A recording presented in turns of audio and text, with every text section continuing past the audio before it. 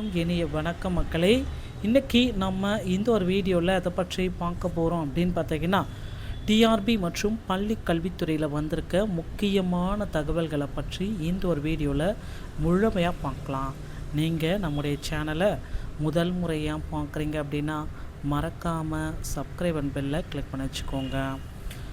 தேர்வுகளை விரைந்து முடிக்க ஏற்பாடுகள் செஞ்சுருக்காங்க. சட்டமன்ற தேர்தல் வருவதால் அனைத்து வகுப்புகளுக்கு உண்டான தேர்வுகளை முடிக்க ஏற்பாடு. பொது தேர்வுகள் முடிந்த உடனே 1ஆம் வகுப்பு முதல் 9ஆம் வகுப்பு வரை முழாண்டு தேர்வு உடனடியாக தொடங்கும்.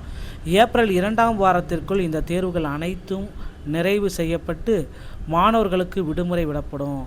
தேர்தல் தேதி அறிவிக்கப்பட்டால் உடனடியாக தேர்தல் நடத்தை விதிமுறைகள் அமலுக்கு வரும். இந்த சமயத்தில் அரசு தரப்புலேருந்து எந்த ஒரு புதிய வேலைவாய்ப்பும் அறிவிப்பும் வெளியிட முடியாது. இதில் 2 விஷயங்களுக்கு வாய்ப்பு இருக்குது. ஒன்று, யூஜிடிஆர்பியோடைய நோட்டிஃபிகேஷன் வந்துவிட்டால் தேர்வுக்கான நடைமுறைகள் தொடங்கிவிடும். ஆனால் ஆசிரியர்கள் அனைவரும் தேர்தல் பணியில் ஈடுபடுத்தப்படுவார்கள்.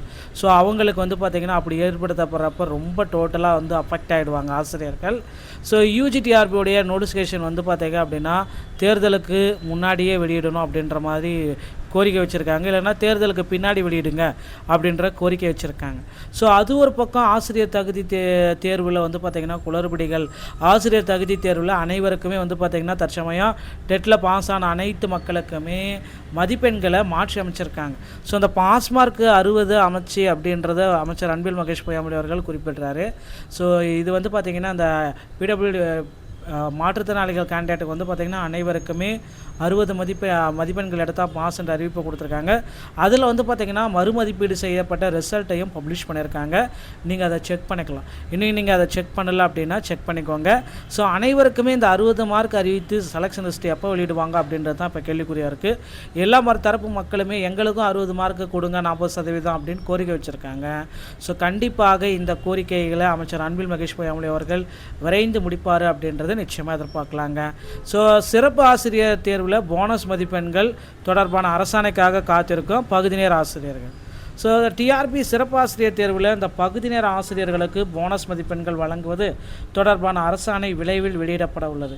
இதைத் தொடர்ந்து சிறப்பு ஆசிரியர் போட்டித் தேர்வு அறிவிப்பு வெளியாகும் என எதிர்பார்க்கப்படுகிறது. அரசு பள்ளிகள் உடற்கல்வி, தையல், இசை, ஓவியம் உள்ளிட்ட பாடப்பிரிவுகள் 10,000க்கும் மேற்பட்ட பகுதி நேர சிறப்பு ஆசிரியர்கள் பணியாற்றி வருகின்றனர். வாரத்தில் 3 நாட்கள் பணியாற்றும் அவர்களுக்கு தொகுப்பூதியமாக மாதத்தில் 12,500 ரூபாய் வழங்கப்படுகிறது. பணி நிரந்தரம் கோரி அவர்கள் நீண்ட காலமாக போராடி வருகின்றனர்.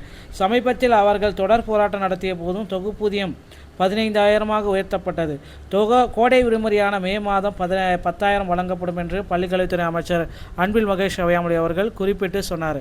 ஆனால் இப்போ கடைசியாக 2007 சிறப்பு ஆசிரியர் நேரடி நியமனத்திற்கு போட்டித் தேர்வு நடத்தப்பட்டு 1,300 பேர் நியமிக்கப்பட்டனர். அதன் பிறகு 8 ஆண்டுகளாக சிறப்பு ஆசிரியர் நியமனம் நடைபெறவில்லை. தற்பொழுது நடைமுறையில் உள்ள சிறப்பு ஆசிரியர் தேர்வில் 95 மதிப்பெண்கள், வேலைவாய்ப்பு அலுவலகத்தில் மூப்புக்கு சீனியாரிட்டி 5 மதிப்பெண்கள் வழங்கப்படுகிறது. எழுத்துத் தேர்வில் வெற்றி பெற்று சான்றிதழ் சரிபார்க்க வரும் பொழுது இந்த மதிப்பெண்கள் அடிப்படையில் தரவரிசை தயாரிக்கப்பட்டு பணி நிரந்தரம் செய்யப்படும் அப்படின்றத குறிப்பாக சொல்லியிருக்காங்க. டெட்டில் ஃபெயிலானவங்களுக்கு பார்த்திங்கன்னா சிறப்பு டெட் தேர்வை பார்த்திங்கன்னா ஆசிரியர் தேர்வு வாரியம் விரைவில் அறிவிக்கிறதுக்கு பொறுத்து நம்ம பார்க்கலாங்க. டிஆர்பியில் இந்த தகவல்கள் அனைத்துமே ரொம்ப இம்பார்ட்டண்ட்டாக இருக்கும் அப்படின்னு நினைக்கிறேன்.